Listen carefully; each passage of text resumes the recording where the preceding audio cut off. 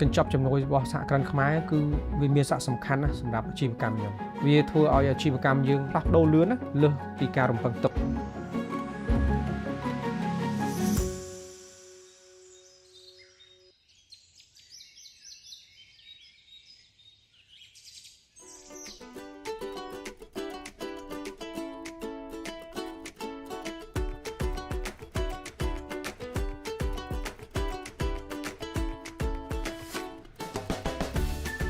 ជុំអេកូយើងបង្កើតនៅក្នុងឆ្នាំ2019មូលហេតុដែលយើងបង្កើតវានេះដោយសារពេលហ្នឹងយើងជួបអ្នកប្រើប្រាស់ខ្ជុងទាំងអស់គឺសិតតែខ្ជុងព្រៃទើបធ្វើឲ្យយើងមានគំនិតគិតថានឹងធ្វើខ្ជុងមួយដើម្បីជំនួសវាបានខ្ជុងអេកូយើងមាន5ប្រភេទទី1គឺយើងផលិតអំពីត្រឡោកដូងសុទ្ធហើយចំហេះវាគឺមានរហូតពី6ម៉ោងឡើងខ្ជុងលេខ2គឺយើងផលិតអំពីត្រឡោកដូងដូចគ្នាប៉ុន្តែយើងលាយជាមួយនឹងកាកសំណល់ខ្ជុងទូទៅមានចំហេះម៉ោងចាប់ពី5ម៉ោងឡើងខ្ជុងលេខ3គឺយើងផលិតអំពីអាចរណាវាមានចំហេះឆេះចាប់ពី4ម៉ោងឡើងខ្ជុងលេខ4គឺយើងផលិតអំពីខ្ជុងដុំដែលវាមានចំហេះចាប់ពី3ម៉ោងឡើងចំណែកឯខ្ជុងលេខ5នោះគឺយើងផ្សំពីកាកសំណល់ខ្ជុងទូទៅដែលវាមានចំហេះចាប់ពី2ម៉ោងឡើង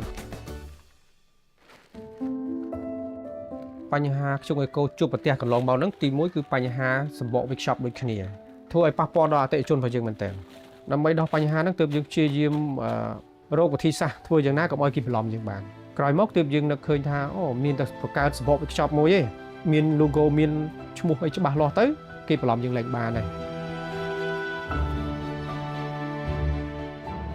កាលនេះខ្ញុំបើក Facebook ទៅឃើញសហគ្រិនខ្មែរគេដាក់កញ្ចប់ជំនួយគេផ្ដល់ភាពច្រើនទៅលើការផ្លាស់ប្ដូរអាជីវកម្មពេលដែលខ្ញុំទទួលបានកញ្ចប់ជំនួយរបស់សហគ្រិនខ្មែរគេយើងសប្បាយចិត្តមែនទែនបើយើងគិតថាអញ្ចឹងក្តីសម័យយើងកាត់ពិតណា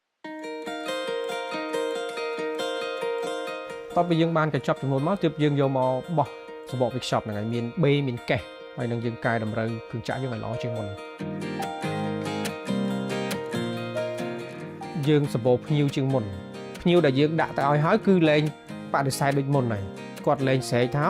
តិចពួកបន្លំអីពេលដែលយើងយកសម្បកវិខ្ចប់បេដែលមានខ្ចប់ត្រឹមត្រូវទៅឲ្យគាត់សប្បាយចិត្តជំនួសយើងទេគាត់ថាអញ្ចឹងអាចបានគេបន្លំលែងបានកាលពីមុនយើងអត់ទាន់រងផលប៉ះពាល់ណាមួយខែយើងលក់បានជាង80តោនក្រោយមកមានផលប៉ះពាល់មានគេបន្លំយើងធ្លាក់នៅសល់ត្រឹម20តោនទេអញ្ចឹងធ្វើឲ្យយើងពិបាកទទួលយកមែនទែនវាធ្លាក់កំហុកហ្មងណាដោយសារពេលហ្នឹងគេចូលទៅបន្លំយើងទាំងអស់តោះពីយើងដូរសម្បកវិខ្ចប់មកហើយយើងរៀងកើនឡើងជាងមុនបានចន្លោះ60តោនមកវិញឥឡូវអញ្ចឹងទីទៀតយើងអាចនឹងឡើងទៅទៀតហើយអ្វីដែលពិសេសនោះយើងមានឱកាសចូលទីផ្សារបានច្រើនជាងនេះទៀតសប្តាហ៍នេះយើងមានទីតាំងប្រដៅជាង20កន្លែងហើយនៅក្នុង9ខេត្តដែលនៅជុំវិញរាជធានីយើងណាក្នុងពេលយើងជាកន្លែងដែលយើងស្តុកនឹងវិខ្ចប់ត្រឹមត្រូវតែប៉ុណ្ណឹងទេនឹងចែកចាយទៅវិញ